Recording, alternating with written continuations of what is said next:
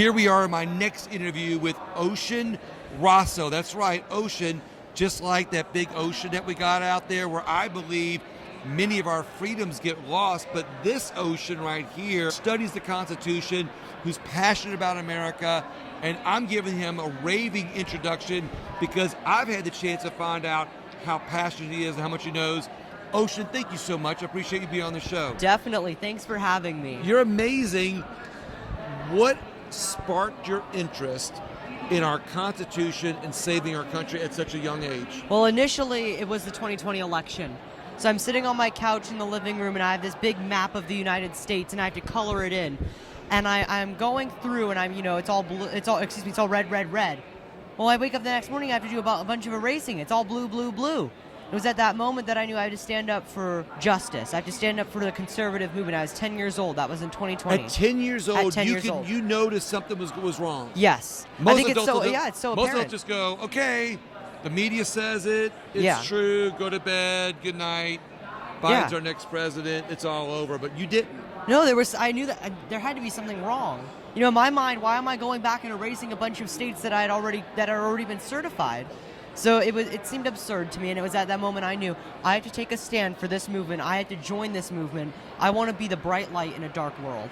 I love this. So what was your first step? What did you do the first thing? Yeah, well, I started to get involved. I started to go to conservative Republican meetings. I started to meet different people running for office. And eventually it snowballed in 2022. I had the opportunity to take a bunch of homeschool families to the polls. And these were young kids who had never been to the voting center before. They didn't really know how voting worked. They're between the ages of 2 and 12. And I was 12 at the time, and we went in, and their parents voted, and they got to show them the system of voting and how important it is, and how protected it is, and how it's great to exercise this right that we have. Well, we're told that it's protected, right? Yes. But what do you kind of think? Well, I think now we're seeing a lot of corruption. I think it really is sad. In fact, when we were at that polling place, this was during the 2022 election, a lot of the ballots didn't go through. We put them in the machine spat it back out, and they told us to put it in a purple bin underneath the machine. And I don't know whether those ballots were counted or not, I'm not sure, but I know the machine did not certify them. So I do have questions about the whole thing, but I have hope. I have hope that going forward with President Trump in office, we can really fix a lot of the issues that we see. I absolutely love this. So what was your next step? What else did you get involved in? Yeah, well, my next step was in the 2024 election.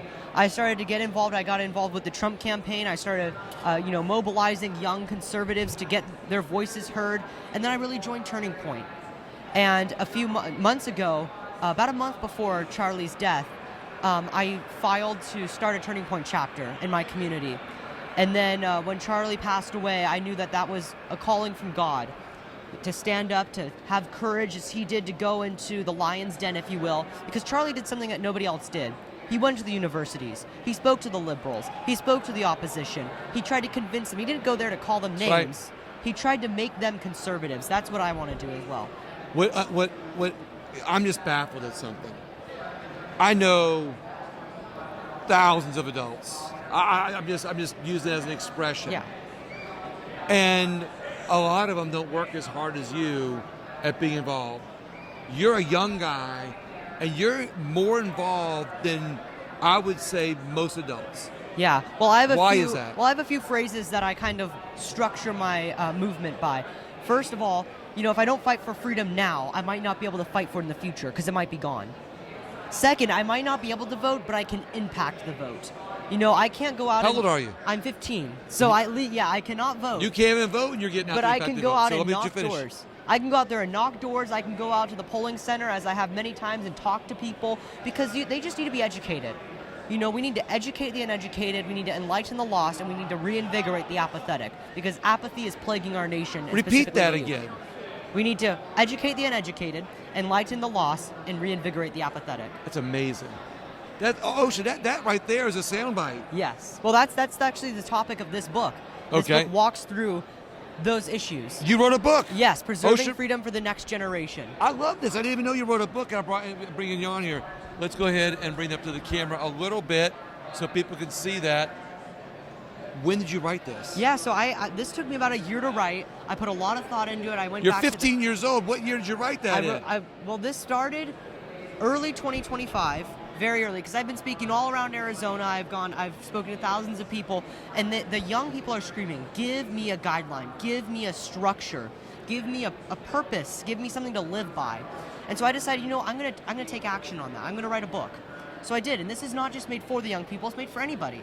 So it goes through what freedom is, what our rights are, how important the Constitution is, the founding of America, how freedom influenced America, and ultimately how to preserve freedom for the next generation, and also a guidebook to the next generation. I love this. So you took your passion. Yes. You did actual research. Yes. Put in some facts. Oh, definitely. You have facts in here? Oh, yeah, we have all. Well, wait a minute now. The minute you put facts in a book, man, I know. You lose some people, right? Well, these are facts. Like our country is a Christian nation. We've lost that today. Our country is a freedom-oriented nation. America does have a culture. These are things that the other side doesn't want you to know about. But you put it in there. Yes, 56 out of the 56 signers of the Declaration There's of a lot of Independence people were afraid of Christians. facts. Yes, but facts don't care about your feelings. One of my favorite quotes. Facts don't care about your feelings. But it's just we need to get back to the truth. We've lost the truth in our society. We're afraid of the truth. In a society that we're so afraid to be, to offend somebody else, you have to be a Charlie Kirk. Charlie went out there every single day. He wanted to make sure that other people knew what the truth was. He didn't care if it offended you. He wanted to make sure that you were guided by the truth. Right. And you took that inspiration, combined it with your passion. Yes. You wrote a book, and from what I understand, you also know a little bit about the Constitution. Yes, I do. I've been studying the Constitution. I've been going through the whole thing, and just my real good section is Article 1, Section 8. That's what I'm really reading right now. I'm really passionate about, because that gives all of the jobs of Congress. That gives all the jobs at the federal level supposed to take care of, and we've fallen so far from that. You don't see health care. You don't see an education department, all these different issues. Those should go back to the states. We have the 10th Amendment for a reason. We have the 10th Amendment for a reason. We need to get back to that. What I've like to say is the politicians and the people that believe in bigger government, they found a way to circumvent the Constitution by creating these bureaucratic agencies that continually create rules and laws that circumvent our Constitution. Hence, like you said, it's not constitutional to have a bureaucratic agency, but the government in the Constitution can create some of these agencies. Yes. So there's kind of a little bit of a loophole. Yeah, there, it's a messy area. Look, the founders got 99% of everything right. They were incredible people. They were able to look back upon history and see that the governments of Greece and Rome, how those worked out, the Middle Ages, democracy is not what we are. We're a constitutional republic. They were able to go back and see democracy did not work. They were able to look at the modern times in which they lived. They saw that a monarchy doesn't work. They didn't have freedom of speech, press, religion. And yet they were able to look to the future and say, you know what, we're going to add amendments because we might get things wrong. We're gonna allow the next generations to be able to think freely and for themselves. It really is an incredible government that we live in. The only problem is those bureaucratic agencies. Yes. How do we unravel some of that? Do you give a constitutional way that we might be able to unravel some of this? Well, I really like DOGE. Department of Government Efficiency. I wish we could have seen more of that. I think that if anything, that's what we need. I don't really want to I don't want to amend the Constitution a ton. I think the founders got everything right, most of the stuff right. I don't really want to mess with that because I don't want to give the other side. If we lose in 2026 or God forbid in 2028, we don't want to give them that option of destroying the Constitution, which I think they would do very quickly. I think we need to abide by the Constitution. We need to get back to those principles because we've fallen so far. But you just have blatant disrespect for the founding documents. I think one of the things that we need, a tool that we need to reduce the size of the power of the bureaucratic agencies, is by reducing the power of the politicians. Yes. And that comes with term limits. Yeah, I can give some credence to term limits. Now, I'm not 100%. I'm going to tell you, I love the pause, because that pause is actually picking up on something that I did not externalize that I keep inside. Because while I'm a favor of term limits now, I also like what the Founding Fathers said about term limits. The reason they didn't put it in there is because they felt like people were going to actively vote. Yes, and I think, in our society we have to go with what we have. We have to work in the means that we are given. So I think right now we just need to keep continuing to doing what we're doing. Get out there, knock doors, change minds. I'm I still want to do more research on the term limit issue. I've heard both sides of the argument. The issue with term limits is that you limit the people's choice. If we have a really great candidate, if you have a really great congressman Right. or senator, you're really messing that up. But without them, we get people like Nancy Pelosi, career politicians who just care about how much money is in the bank. So we do need to worry about that. I think I want to do a little bit more research on that issue, though, and we need to present it to the next generation, because the next generation doesn't know about term limits. They're not doing research on that. That's Right. something that they need to start looking into. We're going to wrap up on this next subject real quick, but I'm going to invite you on my show later to talk about and do a longer podcast with more Definitely. information later, because you're very passionate and I like that. But speaking about your passion, at 15 years old, you are involved. I think one of the biggest problems of our country is that most elections, most people don't go vote. In most elections, especially local elections, you get 20% on average, maybe, voting, and that's when there's taxes on the ballot. Exactly. And so we don't, and I always say, look, one of our biggest problems in our country isn't the politicians, it's the people who don't get out there and vote. Exactly. What would you say on that? President Trump isn't running in 2026, nor is he running in 2028.